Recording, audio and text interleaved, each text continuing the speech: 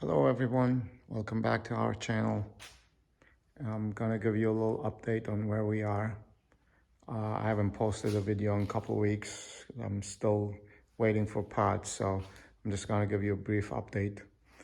In the last video, we removed the spindle and the shocks and springs on the front end in preparation for the new parts. Last week, I went in to clean up the upper and lower control arms to get them ready for the new parts and to remove the lower ball joints. And that's when I noticed that all the bushings on the control arms were rotted, dry rotted. Those are the original control arms from 1974.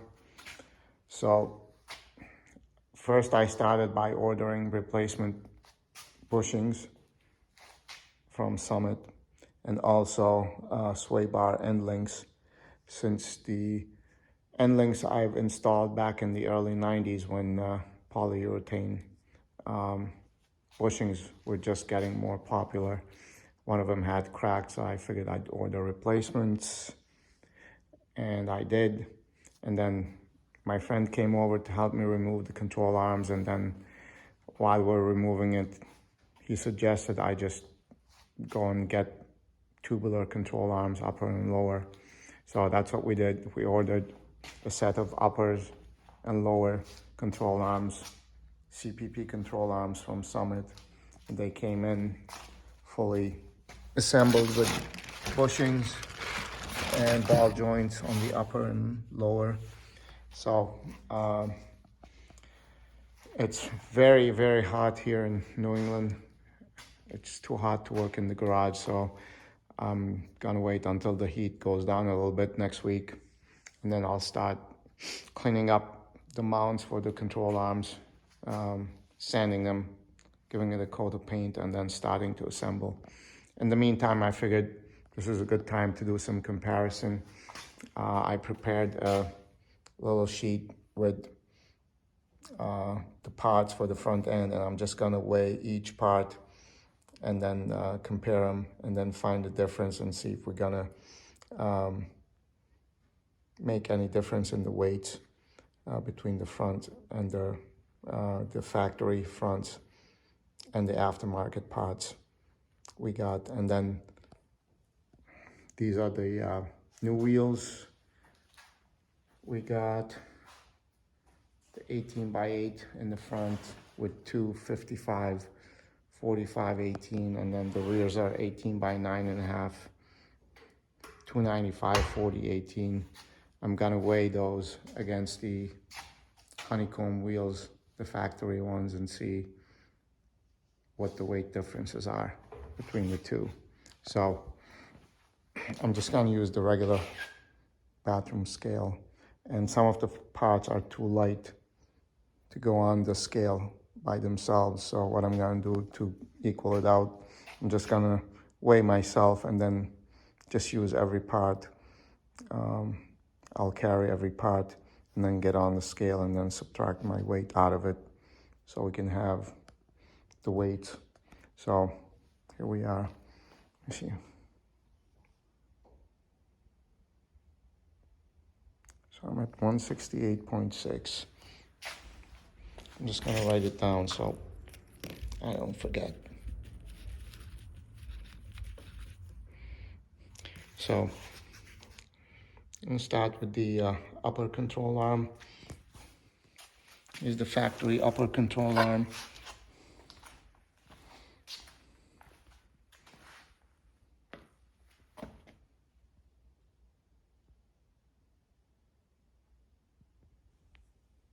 $177.0.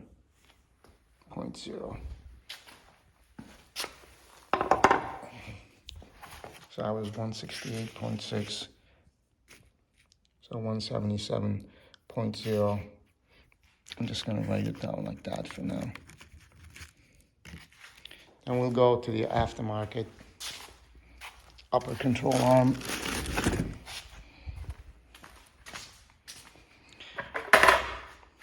Same thing.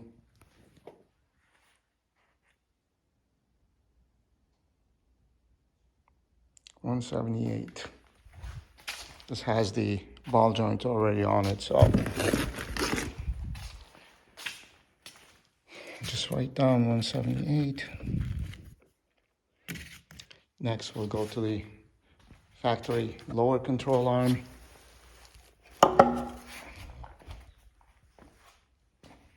It still has the ball joint on it.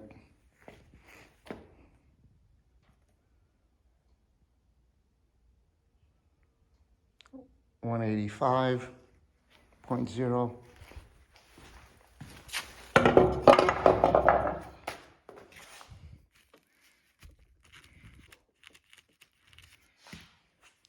And then we'll go with the aftermarket. That one has the ball joint also.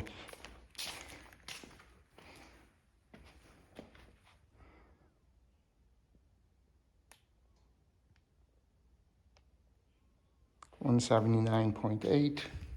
Put that back.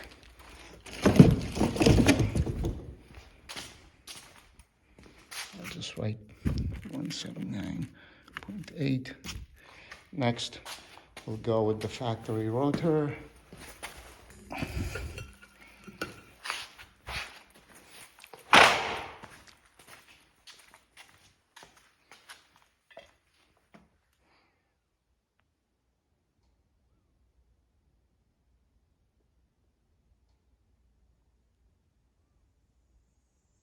$191.8.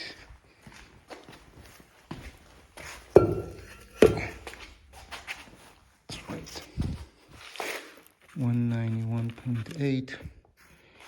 And then the aftermarket. This is actually AC Delco 13.4-inch rotor for a C6 Z51. Let's see.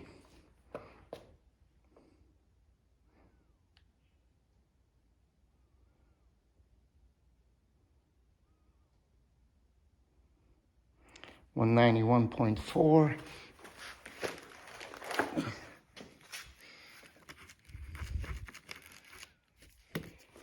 Next, we'll go with the factory spindle.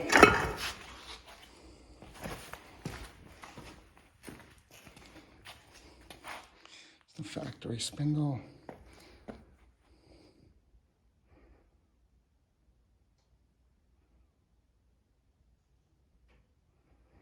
$185.6.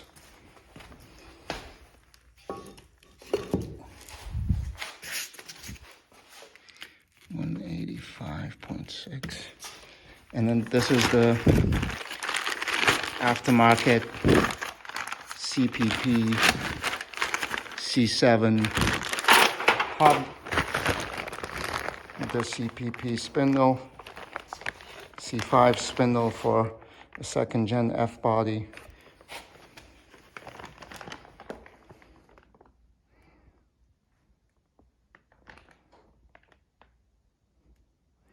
$189.2.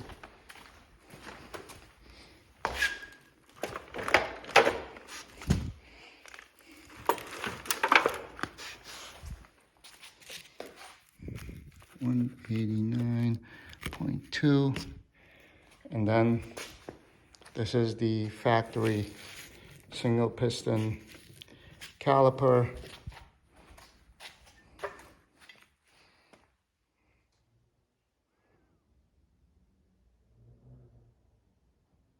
$178.2.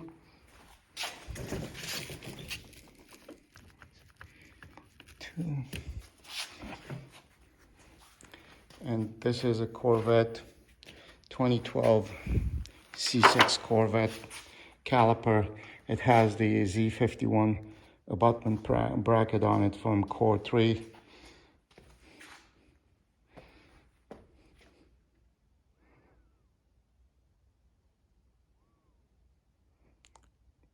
$177.0.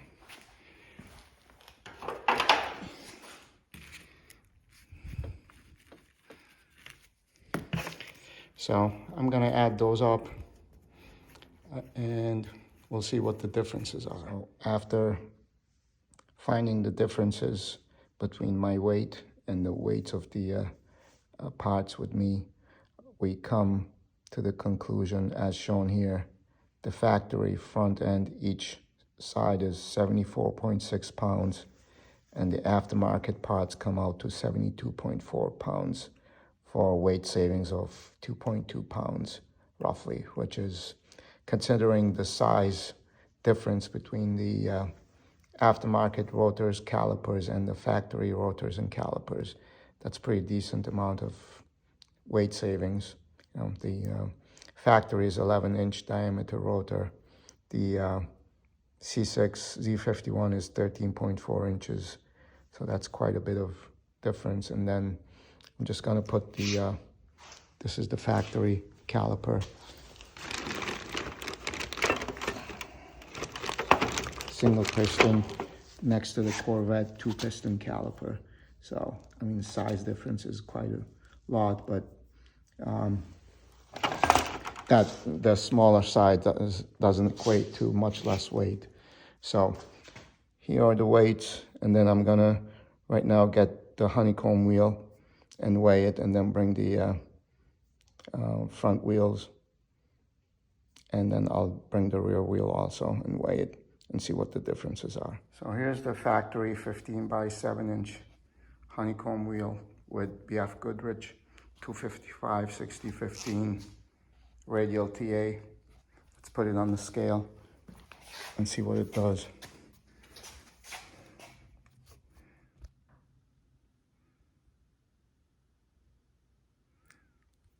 It's 61 pounds.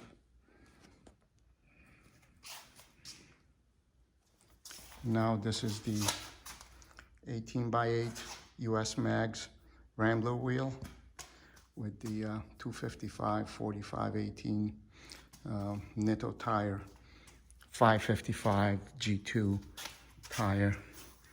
Those are the only ones I could find with the where the front and back was the same tire. That would basically match the diameter of the original wheel and tire. So we'll put this on and see what it will do. And here we're gonna weigh the 18 by 8 US Max Rambler with the 255 45 18 tire, 56.2 pounds. Now we're gonna weigh the 18 by 9.5 Ramblers with the 295 40 18s.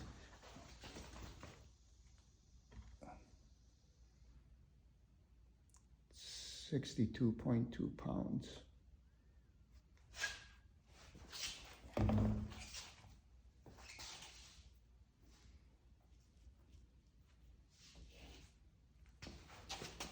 As far as the wheels go, the honeycomb wheel with the 255 60/15 BF Goodriches came in at 61 pounds even.